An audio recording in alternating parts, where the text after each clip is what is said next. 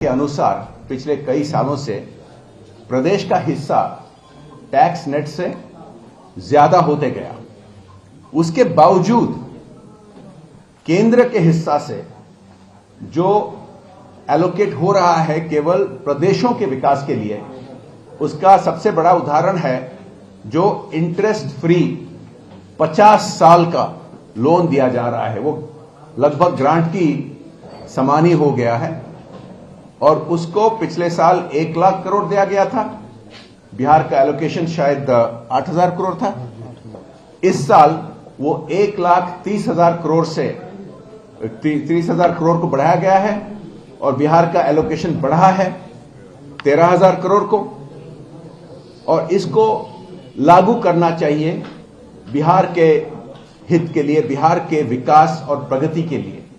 ऐसे इस बजट में बहुत सारे ऐसे बिंदु हैं, मैं सबको तो उल्लेख नहीं कर पाऊंगा समय की वजह से, लेकिन कोऑपरेटिव सेक्टर जो है, बिहार जैसा प्रदेश का अर्थनैतिक व्यवस्था में कोऑपरेटिव सेक्टर का बहुत ही बड़ा हिस्सा रहता है और कोऑपरेटिव सेक्टर की आमदनी पर जो टैक्स हुआ करता था 30% को, उसको 50% कम किया गया है 15%।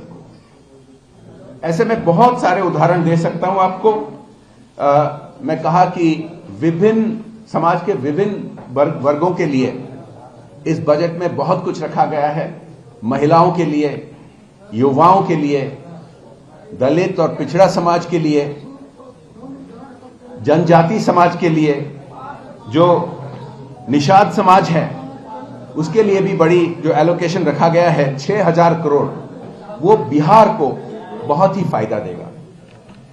मैं समाप्त करने से पहले ये जरूर कहना चाहूंगा कि ये अमृत काल का पहला बजट है, यानी कि अभी आजादी का 75 साल कंप्लीट हुए हैं और ये बजट ना केवल इस साल की प्रगति के लिए है, ये एक ग्राउंड वर्क ले करता है आने वाले 25 साल के लिए। जो इंफ्रास्ट्रक्चर का मैं जिक्र कर रहा हूं, इस साल बजट में रखा गया है 50 ऐसे स्थान को प्रमोट किया जाएगा, उसका इंफ्रास्ट्रक्चर बिल्ड किया जाएगा जो पर्यटन के लिए। तो इसका भी फायदा बिहार को उठाना चाहिए, क्योंकि इसमें 50 एयरपोर्ट हो, वाटरवेज हो और पर्यटन स्थल के विकास के लिए बहुत सारे फंडिंग और स्कीम्स हैं। बिहार को इसका फायदा उठाना चाहिए। दुख की बात यह है कि इतने सारे जो केंद्र सरकार ने एलोकेट करती है, वो बिहार में पूरी मात्रा से उसका यूटिलाइजेशन नहीं होता है। आप अगर ये ध्यान रखें कि बिहार का ओवरऑल जो बजट है प्रदेश की, वो लगभग 2,37,000 करोड़ की है, जिसमें से केवल बिहार का अपना कंट्रीब्यूशन लगभग 41,000 करोड़ का है। बाकी सब केंद्र से या तो ग्रांट या किसी किस्म का बजटरी सपोर्ट से एलोकेट होता है। और दुख की बात यह है कि कई सारे बड़े केंद्रीय योजनाएं जो बिहार को आगे लेने वाले हैं, वो किसी ना किसी कारण यहां लागू नहीं हो पा रहे हैं। ऐसे 2-3 उदाहरण मैं देना चाहूंगा। जो एक सबसे बड़ा योजना जो है नल जल योजना, जो हर घर जल पहुंचा रहे हैं, जो काम दशकों से रुका हुआ था, जो आदरणीय मोदी जी के नेतृत्व में भारत में कोने कोने में सभी घर में बिजली पहुंचा रहे हैं, अभी पानी पहुंचा रहे हैं, पहले उज्ज्वला स्कीम से गैस पहुंचा चुके हैं। तो हर घर नल से जल के कार्यक्रम में मेरी जानकारी में है कि कुछ 12,000 करोड़ का जो एलोकेशन विभिन्न पिछले 2-3 साल से एलोकेट हुआ है, वो बिहार में यूटिलाइज नहीं हो रहा है। ये बहुत दुख की बात है। ये भी दुख की बात है कि कई सारे केंद्रीय बड़े बड़े प्रोजेक्ट, जैसे कि एम्स दरभंगा के लिए जमीन नहीं मिल रहा है, जैसे कि एयरपोर्ट पूर्णिया में, उसके लिए बिहार सरकार ने जमीन नहीं दे पा रहे हैं। जैसे कि 600 एकड़ का आईटी पार्क, 600 करोड़ का, माफ कीजिए, 600 करोड़ का आईटी पार्क, उसके लिए भी जमीन नहीं दिया जा रहा है। ये दुख की बात है, क्योंकि यह सब योजनाएं और प्रोजेक्ट्स ऐसे हैं, आधुनिक है, जो बिहार को विकसित करने वाले हैं। और अगर उसको बिहार की सरकार लागू नहीं कर रहे हैं किसी कारण, तो ये दुख की बात है, क्योंकि अन्य प्रदेशों ने ये सब ऐसे सब विभिन्न योजनाएं का फायदा उठा रहे हैं और देश आगे बढ़ रहा है। उन इलाके में भी जहां दशकों से विकास नहीं हो रहा था, अब नॉर्थ ईस्ट का उदाहरण देखिए, पूर्वोत्तर का, दशकों से वो पीछे पड़ा था। ऐसे कई और इलाके हैं जो ये सब योजनाएं को लागू कर रहे हैं और करोड़ों देशवासी उन प्रदेशों में, उन इलाके में इसका फायदा ले रहे हैं। तो हम सब आशा करते हैं कि बिहार में इतने सारे जो मदद किया जा रहा है केंद्र सरकार से इस बजट के द्वारा, आदरणीय मोदी जी के नेतृत्व में, आदरणीय वित्त मंत्री जी के प्रयास से इसको जरूर लागू किया जाए, ताकि बिहार भी और भी तेजी गति से आगे बढ़ सके और बिहार में बिहार की आबादी इसके फायदा ले सके। आपको बहुत बहुत धन्यवाद और नमस्कार।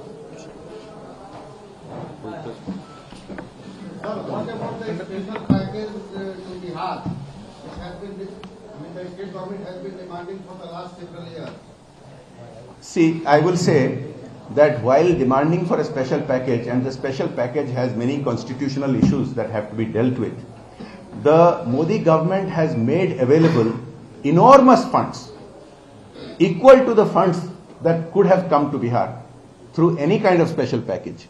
But as I have just pointed out, it's very unfortunate that tens of thousands of crores are not getting utilized by the state government, either through its own inefficiency or through its political approach that these are central government projects which should not get prioritized.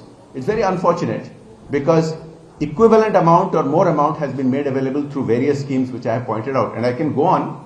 I will request my party colleagues to share with you in detail, point by point, all the allocations made for Bihar, and you can compare and see that Bihar is not utilizing funds which are equal to or more than any special package can give.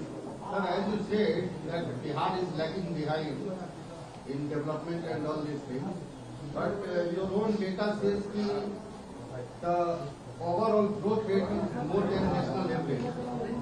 So what would you like to comment on that, sir? ये एक बहुत अच्छा सवाल है। देखिए, जब विकास दशकों से नहीं होता है और जब कई सालों से केंद्र के एलोकेशन यूटिलाइज नहीं किया जाता है, तो बेस बहुत कम रहता है। तो बहुत लो बेस से नेशनल एवरेज से थोड़ा ऊपर ग्रोथ रेट दिखाने में बहुत आसान होता है, लेकिन आप एब्सोल्यूट टर्म्स में देखना चाहिए। एब्सोल्यूट टर्म्स में अगर आप देखें, आप नेशनल एवरेज से कंपेयर किए, तो मैं नेशनल एवरेज के साथ कंपेयर करता हूं।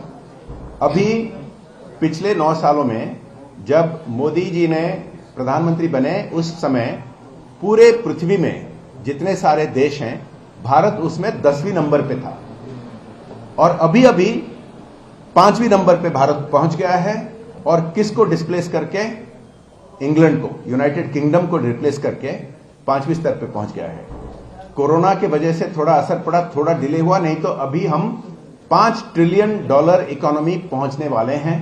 और कई सेक्टर में हम इंटरनेशनली 5 से आगे बढ़ चुके हैं, जैसे कि ऑटोमोटिव सेक्टर। ऑटोमोटिव सेक्टर में हम अभी जापान को पीछे डालकर, पीछे छोड़कर 3 नंबर पे पहुंच गए हैं। तो ऐसे बिहार में इंडस्ट्री आना चाहिए जो अन्य प्रदेशों में आ रहे हैं। ऑटोमोटिव इंडस्ट्री एक बहुत हाई ग्रोथ रेट इंडस्ट्री है, लेकिन बिहार में जैसे हमने देख रहे हैं, जमीन ना देने की वजह से और विभिन्न यहां प्रदेश सरकार के रुकावट की वजह से ये ऐसे इंडस्ट्रीज नहीं आ पा रहे हैं।